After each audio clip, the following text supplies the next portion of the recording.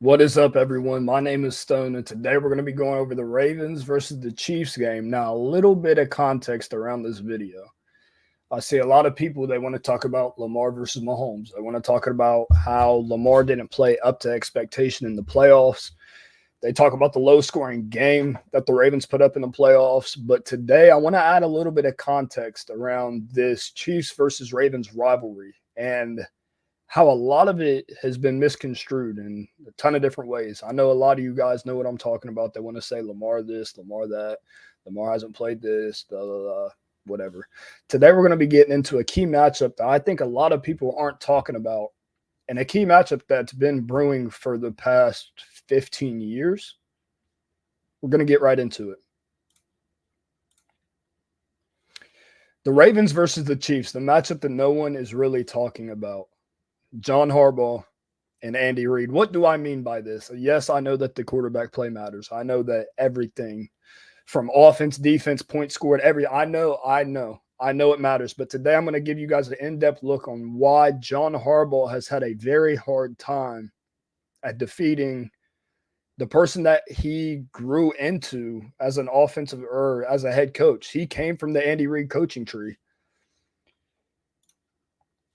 Key matchup that a lot of people haven't been talking about. John Harbaugh comes from the Andy Reid coaching tree. Andy Reid is currently 6-2 versus John Harbaugh. These matchups, I believe, started back in 2008. He was 1-1 versus Andy Reid when he played for the Eagles, and then ever since he's came to the Chiefs, it's been terrible. The Chiefs are 4-1 versus the Ravens in the Lamar Jackson era, with Andy Reid beating John Harbaugh 6 out of 8 meetings. That's not good. That's not good. The Chiefs have been averaging 29.2 points per game versus the Ravens, while the Ravens have been averaging 23.4. Now, shout out to NFL Anthony. This is a very interesting stat for the week 1 games. We all know that the Ravens have been coming out pretty strong. The only time I really can't remember them coming out strong was 2 years ago against the Las Vegas Raiders. They started over there. We all remember that game. It started off pretty good, but then as the game went on, it got real messy. Other than that, I can't remember the last time that a John Harbaugh-led Ravens team has came out and just straight up been flat, just no energy, anything like that. They usually come out, they're strong, they're ready. Andy Reid is 9-2 in week 1 matchups since he was named the head coach in 2013, and John Harbaugh is 12-4 in week 1 matchups since he was named the head coach in 2008. So the main point of this video, a lot of people aren't talking about this matchup. They're talking about Lamar. You see it all the time on ESPN, SportsCenter, whatever you want to look at. Lamar versus Mahomes, Lamar versus Mahomes. And I get it. There's 2-star quarterbacks. In my opinion, the 2 best quarterbacks in the NFL. 1 Mahomes, 2 Lamar. There's nothing wrong with that. I think Mahomes is like all the way up here and then everyone else right here. Mahomes is in a different level. And until Lamar can seriously beat Mahomes in the playoffs, which we're going to get into, I think that it's going to stay that way. We all see it. Mahomes has beat Lamar time after time after time. Lamar's only gotten 1 win, but I think a lot of it comes from the coaching tree. Let's get back into these slides. Now, another reason why I want to bring up John Harbaugh is because we saw last year in the playoffs, of course, the running back got 6 carries. Justice Hill got 3. Gus Edwards got 3. Lamar got the rest of them. They didn't use the running backs at all. They completely went away from their game plan. I'm assuming. We don't know what their game plan was in the first place. Their game plan could have been to just give it all to Lamar. Just let Lamar do what he does. Rely on Lamar. We'll never know. We'll never know what the true game plan was to that game.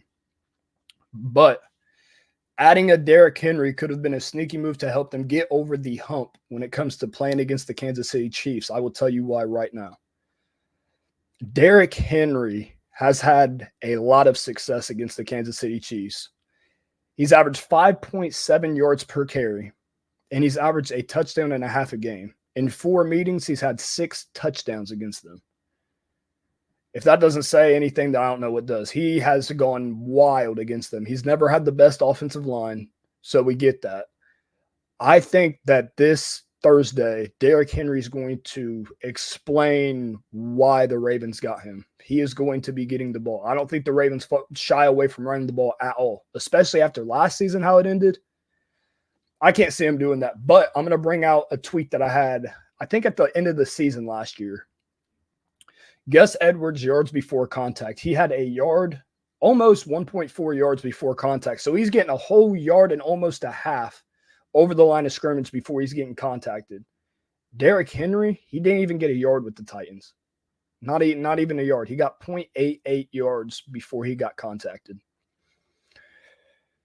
After contact, Gus Edwards had 2.71 compared to Derrick Henry's 3.32.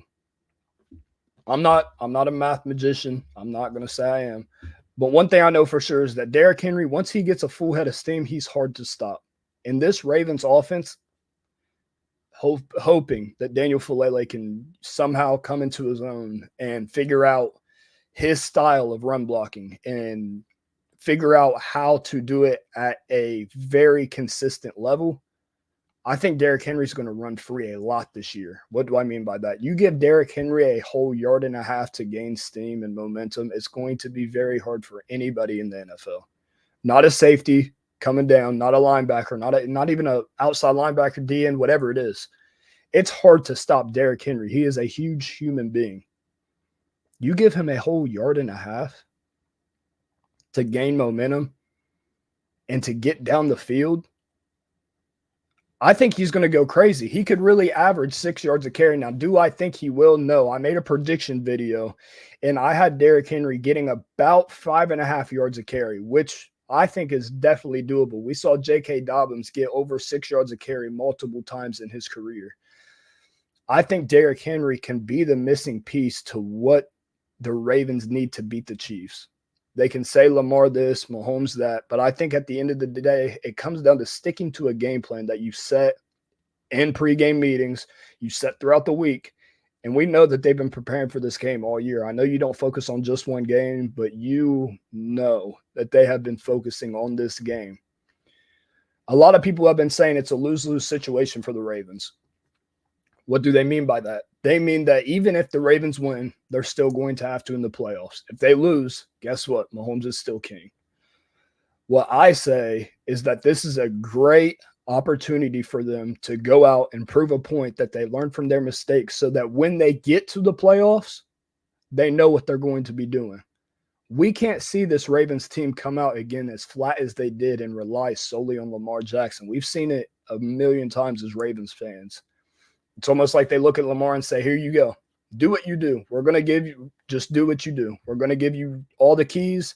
We're not going to help you. We'll just go save us. They play Lamar ball. This year, I think it's going to be a lot different, a lot more sophisticated and organized on the offensive front. My prediction for this game is that Derrick Henry goes wild. I could see 2 touchdowns. I could see easily over 100 yards. We see in his second matchup in 2019, he had 188 rushing yards on 23 attempts. That's 8.2 yards per carry. I could see him going seriously insane for this game. The screen passes, the dump downs, they're going to have to focus on likely Andrews. I think it's going to leave the ball in Derrick Henry's hands. They're going to have to bring it down in the box. And I mean, if worse comes to worse, we have Lamar. If you want to go all out on Derrick Henry, you can. You still have to worry about Lamar going the other way. It's going to be a hard thing to stop. This week, the Ravens are going to be wearing the all-white threads, which I like them. I think they wear them a little bit too much. I'm not going to lie. I think they do. But they gave us a little sneak peek of one of the patches that they're going to be wearing this year. Jody and Jacoby Jones. A few weeks ago, Jacoby Jones, I believe he had just turned 40. He sadly passed away, and it took a lot of us by shock. We didn't expect that at all. At all. He was at training camp. We actually heard from Isaiah Likely. He had been ecstatic to be at training camp. He was so happy, so ready for the season, and unexpected. And the same thing with Joe D. We heard that he had been having complications and he was going to take a step away from the team. And we all thought, okay, when will he be back? And shortly after, we found out that he had sadly passed away. And the Ravens are going to be honoring both of them by wearing a patch on their helmet for the whole season. We know that they're going to be dedicating the season to them. It's such a sad situation to see both of those two pass away. It's just, it sucks. It sucks, man. It really does. But back to the beginning portion. I think that a big matchup that people aren't talking about is John Harbaugh versus Andy Reid. Andy Reid has had John Harbaugh's number, and I was actually talking to someone on Twitter about this the other day. Tomlin's told us plenty of times he will burn the house down in the fourth quarter. I think this would be a very, very good game for John Harbaugh to prove people wrong. Prove me wrong. You can just say me. Prove me wrong. John Harbaugh, prove me wrong. I have been hating on you. I wanted you gone. Prove me wrong. Please. Clip it. Prove me wrong, John. I want you to prove me wrong. Prove me, prove us, prove the world wrong, because we know you for falling out in the fourth quarter and losing track of the game plan, letting things get out of hand. Prove us all wrong. We want to see you succeed. We want to see the Ravens team succeed, but in order for them to succeed, we need to see them stick to what they do best. What do they do best? It's running the ball. Kelce giving Hamilton a 78 and a touchdown. I already know what this finna be about. It's actually nice that you said that, because that was one of my next talking points. A lot of people have been thinking that Travis Kelce had the best of Kyle Hamilton in that AFC Championship game, but little do they know, Kyle Hamilton gave up one catch. It was a touchdown. Was it good coverage? I think so. I think it was great coverage. I think it was just Kelce having better offense. I don't expect Kelce to do much in this game. I seriously don't. It's going to be regular season, first game of the season. We saw Kelce's production drop off last regular season, and of course he flipped the switch in the playoffs. He turned into the Travis Kelce that we all know he is. I don't see Travis Kelce doing too much in this game. I don't. Reason being, we have Kyle Hamilton. I expect Nate Wiggins to be playing very good, the whole defense to be playing good, both ways too. I expect the Chiefs defense to be ready to go. But Kelce, I don't think he's giving Hamilton anything, man. Hamilton's a different breed. He's a different type of player. He's one of the best players that we have on defense. He's been reliable throughout the whole entire season. He just had one low light. Did it get blown out of proportion? I think so, because in the second half, he held Kelce to nothing. No catches, no yards, nothing. I don't think he does anything to him. I don't. How are you guys doing today, though? I'm going to stay in here a little bit longer than usual. I wanted to bring up that talking point. You guys doing good? And another thing that I really like about this guy right here, Derrick Henry, it takes so much pressure off of Lamar Jackson. So much pressure off him, because we've saw him with Mark Ingram, J.K. Dobbins, Gus Edwards, even Justice Hill, Keaton Mitchell. But when we have gotten the best running back play, we have saw great things happen with this team. We have saw this offense get taken to another level. We've saw them just flat out explode. So I expect them to have a very good game with Derrick Henry in that backfield alongside Lamar Jackson. And to be completely honest, I cannot wait until Keaton Mitchell gets back, because adding Keaton Mitchell into that backfield with Lamar and Derrick Henry, that's going to be nuts. That's going to be something that I want to see it. Hopefully they're back. Hopefully Keaton Mitchell can be back halfway through the season. And I will say this too, don't expect a lot out of Keaton Mitchell. You know, an ACL tears are hard to come back from, let alone in a year. Don't expect too much out of him. Keep the expectations low. Let him get back. Let him get moving. Get back on his feet. He's a great player. We all know he is. But in the meantime, we have the king, Derrick Henry. We have the king to carry us. And Lamar, and Zay, and Mark, and Likely, and Bateman. It's going to be a really fun season. But it all comes down to John Harbaugh and how he game plans. I don't know if he takes the reins of some stuff in certain games, because I know in the last AFC Championship game, it did not look like the regular Ravens. It didn't, not at all. It looked like a completely version of the team that we have never witnessed. Dropping Lamar back 36 times. Not giving the ball to your running backs at all. The Ravens doing that? It was just a different game. It was a different game. And I think this time around, they will learn from their mistakes. They will come out with a game plan and they will stick to it. Hopefully. Hopefully they do. But I expect a good game out of them. I'm not going to say the Ravens are going to win yet. I'm going to make a prediction video tomorrow. We're going to go live for it. I'm actually going to have some people come up on the stream. Are they going to win? Maybe. Are they going to lose? I don't know. I think it's going to be a really good game, though. I think it's going to be one of the better first games of the year that we've saw in recent history. Not going to say the best game ever. No. But I think it is going to be one of the best games that we've saw in recent history when it comes to starting the league year off. I expect a showdown. It's going to be great. It's going to be amazing. But tomorrow we're going to have some people on the stream.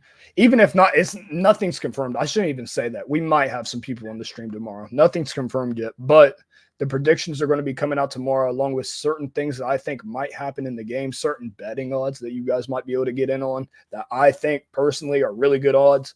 We're going to go over them all tomorrow. Expected around 4:30-ish. But I can't wait. 2 days. Oh, wait, 2 days. We got 2 days until we got 2 days till NFL football, man. I cannot wait. It's about to be so fun, man. I cannot wait. But yeah, that's all we got for today, guys. Appreciate all of you tuning in. We got 61 viewers in here. I appreciate every single one of you. Be ready for the stream tomorrow. You guys have a blessed day. Keep it warm. Keep it good outside. If the weather feels good, go outside, go for a walk, go work out something. It feels great outside. Get out, have fun. I'll see you guys tomorrow. Peace.